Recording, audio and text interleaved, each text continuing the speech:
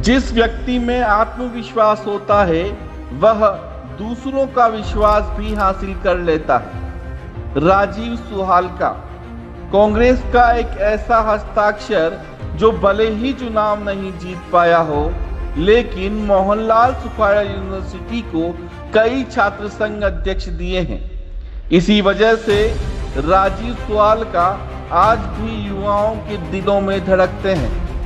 देश की पहली महिला प्रधानमंत्री इंदिरा गांधी की शहादत के बाद बदले माहौल ने सुहालका को हमेशा हमेशा के लिए कांग्रेसी बना दिया और तब से लेकर अब तक वह पार्टी में एक सच्चे सिपाही की तरह सेवा कर रहे हैं। सालों से किंग मेकर की भूमिका में रहने वाले सुहालका ओबीसी वोट बैंक की ताकत से इस बार किंग बनने की तैयारी में है और उदयपुर शहर सीट से कांग्रेस में दावेदारी की ताल ठोक दी है। नमस्कार, आप देख रहे हैं हमारा खास कार्यक्रम नेतागिरी।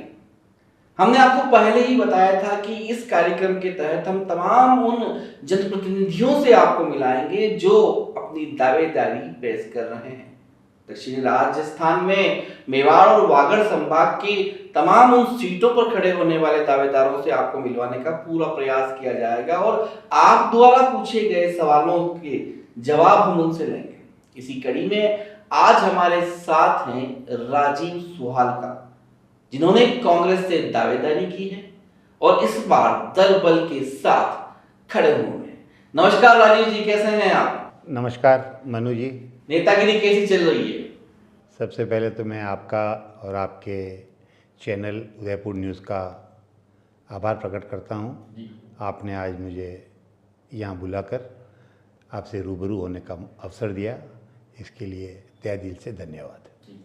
राजीव सुहालका जी का एक परिचय दर्शकों को देना चाहते हैं तो आप खुद ही बता दीजिए। मैं कांग्रेस का आम कार्यकर्ता हूँ और इंदिरा जी की शहादत के बाद सन 84-85 से मैं कांग्रेस का कार्यकर्ता रहा और 86 से NSUI से जुड़ के मैंने कांग्रेस के साथ काम करना शुरू किया है और सतत आज तक भी कांग्रेस से जुड़ा हुआ हूँ और विभिन्न पदों पर रहते हुए मैंने कांग्रेस के काम किया है और जनता की सेवा की है। राजीव सुहालका जी के लिए कहा जाता है कि आज तक जितने चुनाव लड़े हैं हारे हैं, लेकिन जिनको चुनाव लड़वाया है वो जरूर जीते हैं।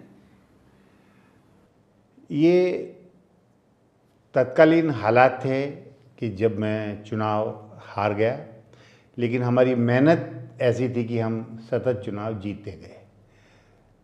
मैं अपने छात्र जीवन में श्रमजीवी महाविद्यालय का विद्यार्थी रहा और उस वक्त में सन 86-87 में श्रमजीवी छात्र राजनीति का एक महत्वपूर्ण केंद्र था, क्योंकि उस वक्त उदयपुर विश्वविद्यालय सुखाड़िया विश्वविद्यालय में चुनाव नहीं होते थे, तो हमारा सारा ध्यान श्रमजीवी महाविद्यालय पर केंद्रित रहता था और सुखाड़िया विश्वविद्यालय में चुनाव कराने की मांग को लेकर हम आंदोलनरत रहते थे।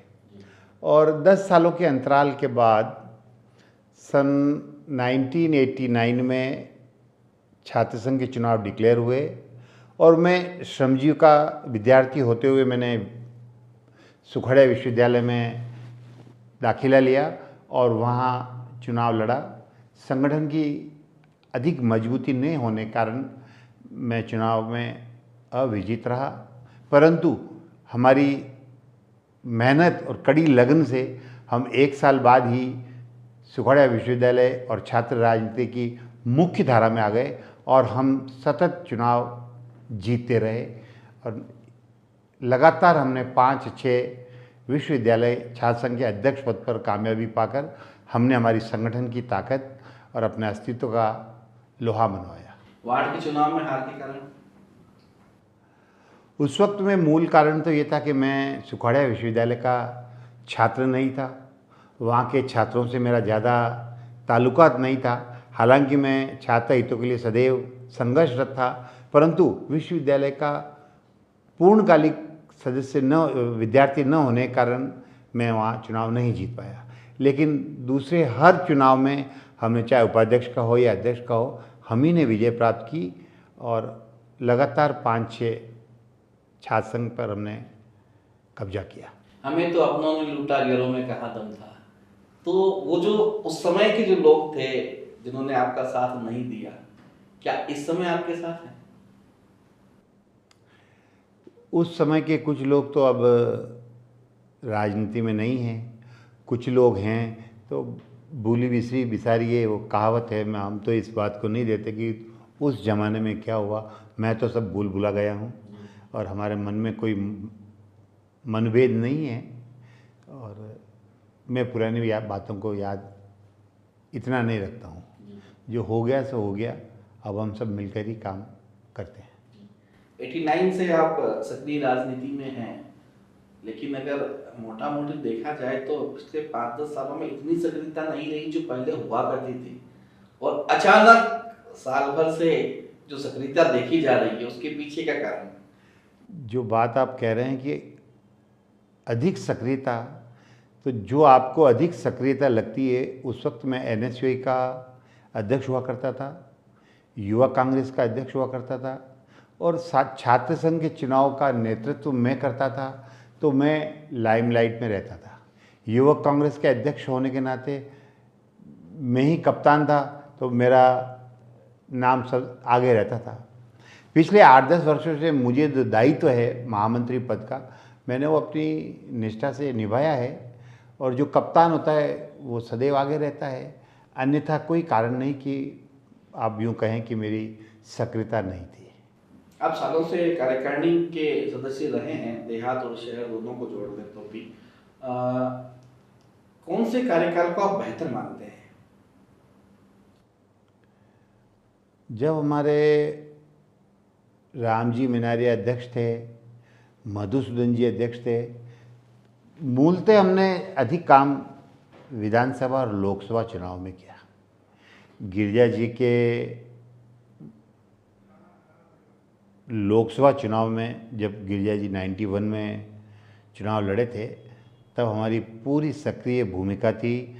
हमारे जितने भी युवा साथी थे, छात्र राजनीति से जुड़े हमारे साथी थे, हमने बहुत दमखम से गिरिजा जी के चुनाव में काम किया और विजय हासिल हुई। और हमने प्रायः दमखम से ही चुनाव में काम किया। ये अलग बात है कि हम जीते या हारे, हमने पूरी निष्ठा से कार्य किया। दमखम की अगर आप बात करें तो आपकी कार्यकारिणी में 100 से ऊपर सदस्य हुआ करते हैं, लेकिन जब कई आंदोलन हो, धरना प्रदर्शन हो तो 40 भी नजर नहीं आते, क्या कहेंगे? निश्चित तौर पे हमारी कहीं ना कहीं कमी रही होगी।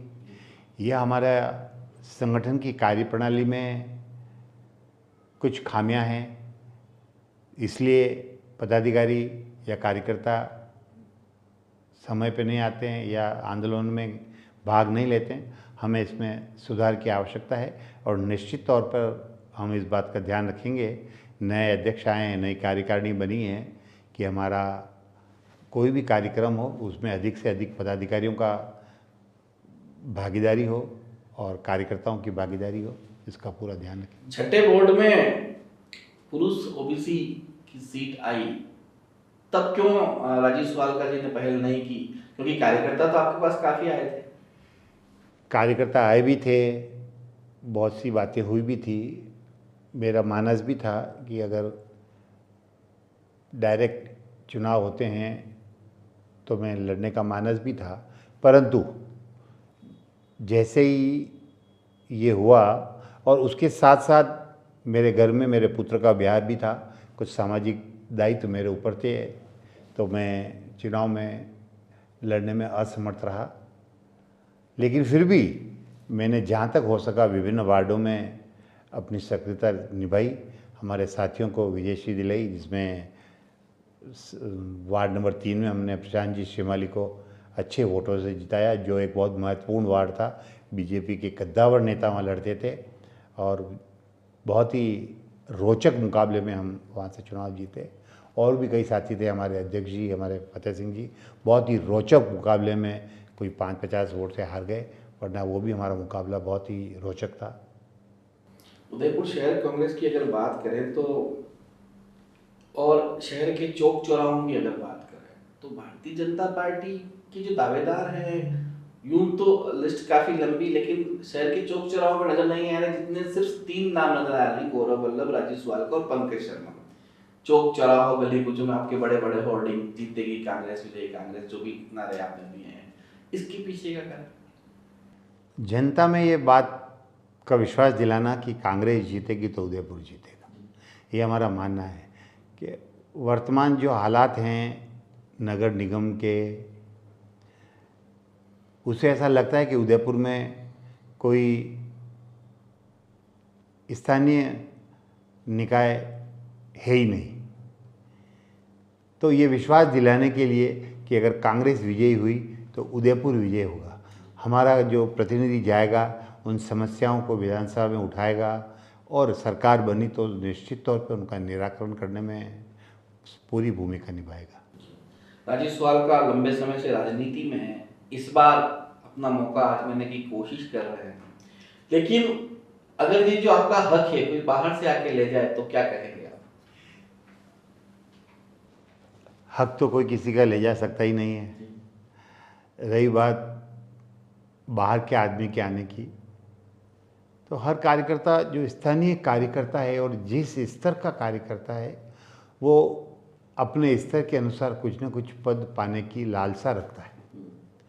कोई हमारा वार्ड का कार्यकर्ता है तो वो पार्षद बनना चाहता है, कोई पंचायत का है, कोई गांव का कार्यकर्ता है तो सरपंच बनना चाहता है, वार्ड पंच बनना चाहता है, कोई शहर का एमएलए बनना चाहता है, कोई एमपी बनना चाहता है।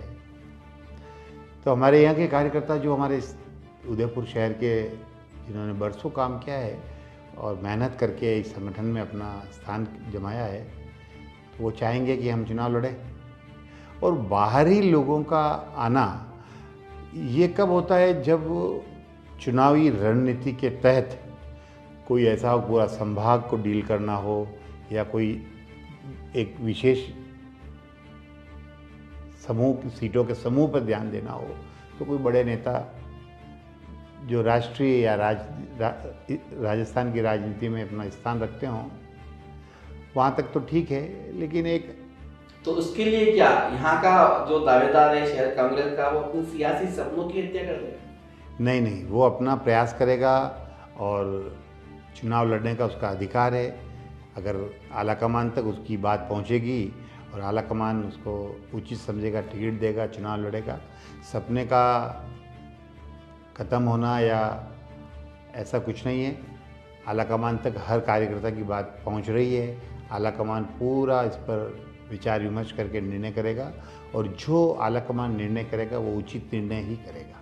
भले ही निगम हो या यहाँ उदयपुर शहर की विधानसभा की सीट हो, लगातार भारतीय जनता पार्टी का बोलबाला रहा है, वर्चस्व रहा है और एक तरह से मान लिया जाए कि उदयपुर शहर भाजपा का गढ़ बन चुका है। तो भाजपा के कार्यकर्ताओं में अहंकार ज्यादा दिखता है और कांग्रेस की कार्यकर्ता हताश ज्यादा दिखती है, और जनता भी क्यों कांग्रेस को वोट दे? देखिए, अहंकार किसी को नहीं करना चाहिए। अहंकार रावण का भी नहीं रहा तो किसी का नहीं रहता है। और रही बात कांग्रेस के हताश होने की, तो कांग्रेस के कार्यकर्ताओं को भी हताश होने की कोई आवश्यकता नहीं है। चुनाव में जीत और हार तो होती ही है। जैसा कि मैंने आपको पहले भी बताया कि क्रिकेट में कोई 70-80 रन बना के अच्छा खेल लेता है और दूसरी टीम का खिलाड़ी कोई 100 रन बना लेता है, वो ज़्यादा मेहनत करके नाम कमा लेता है।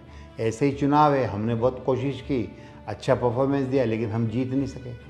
अगले वाले की ज़्यादा कार्यशैली अच्छी थी, उनका प्रबंधन अच्छा था, तो वो जीत गए। इसमें हताश होने की तो कोई बात ही नहीं है।